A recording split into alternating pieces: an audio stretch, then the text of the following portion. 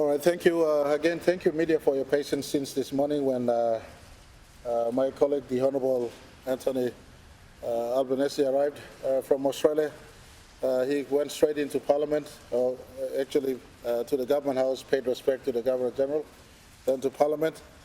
We just conclude a very fruitful leaders' dialogue. In fact, this is the fourth PNG Australia leadership dialogue, and it was fruitful. It was very meaningful, especially sitting in a room talking to a leader of a nation that shares very, very close affinity with Papua New Guinea. It was warm, it was mutual, and a meeting that you could expect from a brother or a sister nation. Following our two nations' elections, of course, in Papua New Guinea, we watched very closely what happened on the other side of Torres Strait.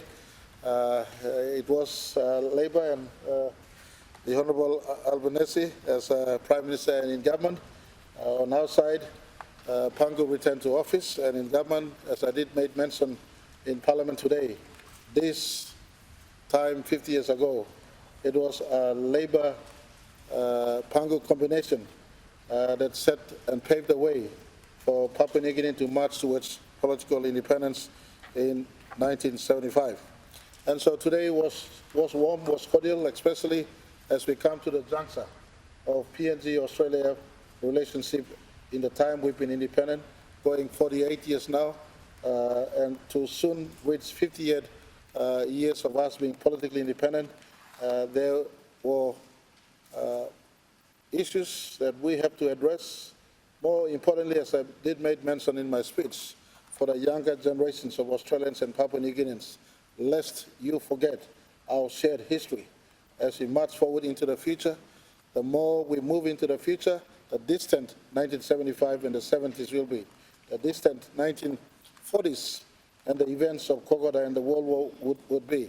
So it is important at the national leadership level, at the highest, we meet not just Prime Minister to Prime Minister, but more importantly, leaders to leaders, including ministers on both sides and our public service officials on both sides.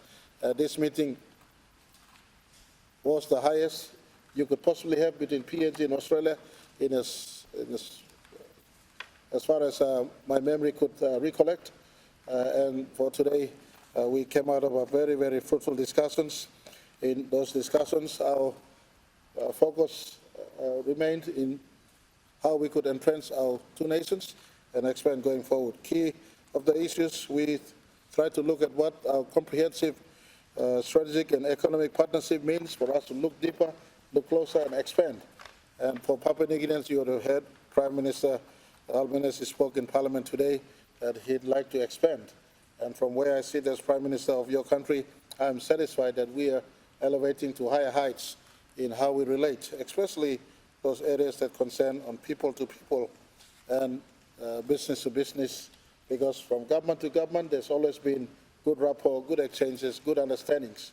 And if there was any time in which there needs to be a moment where you entrench, well, this is the time we've now set in motion a series of activities that will take place between our officials and Australian officials, between our ministers and Australian ministers, and hopefully in April we will again meet to sign our security arrangements and to sign other arrangements that we feel must entrench our PNG-Australia relationships going forward.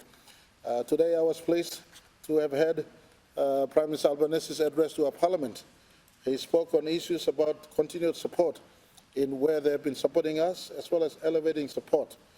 Areas like more Papua New Guineans finding educational opportunities in Australia, more Papua New Guineans finding employment opportunities in Australia, whether you just a seasonal worker to go down to Australia and work and come back, or qualified trade or qualified professionals going to find employment also in Australia without compromising our own employment requirements, and upskilling yourself to bring back your skill as well as the dollar back into a country.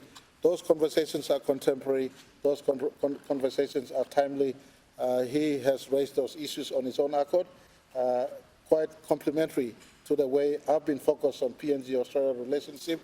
Most of you would have known when I became Prime Minister in 2019, I could have picked other destinations apart from Australia to make my first visit, but I chose Australia as the first port of call in as far as PNG Prime Minister's bilateral visit is concerned.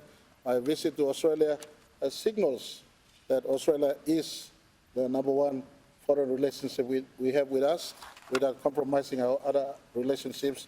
And today, the gesture of asking Prime Minister Albanese to speak in Parliament also signals in that context.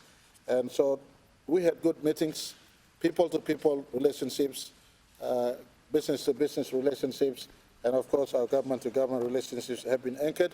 We look forward to our officials working together side by side and to come up with what will be the better version of Albanese, Marape, Pangu, Labour, Australia, PNG for today and going forward as we try to fix this and tidy this relationship for modern PNG Australia going forward into the future. It will be unfair of me not to make mention some words of appreciation to the media today. You've had me in Parliament.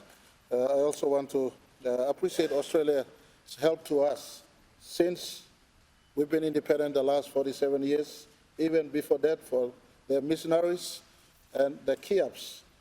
Something, my brother, I failed to mention, but I'd like to take this time to acknowledge the Kiabs, many young Australians. We talk about the soldiers, but the Kiabs are the forgotten generation. They came and they walked the hinterlands of this country, the islands. We just want to appreciate them before 1975, the imprint of Australians in our country to get us out to the modern world as it was back then. And up till today, the Australian personnel that have come here, the Australian aid and grant that has come here, and lately the direct budget support, as well as interventions in our infrastructure, interventions in many of the programs we're going through, including our budget restoration and budget support. I just want to sincerely appreciate Australia government, people, and country for forever being a friend of PNG as it was before, now, and hopefully in our joint understandings, forever friends going and relatives going forward into the future. Mr. Prime Minister, I'd like you to take the media and please fill in on areas where I've fallen short of.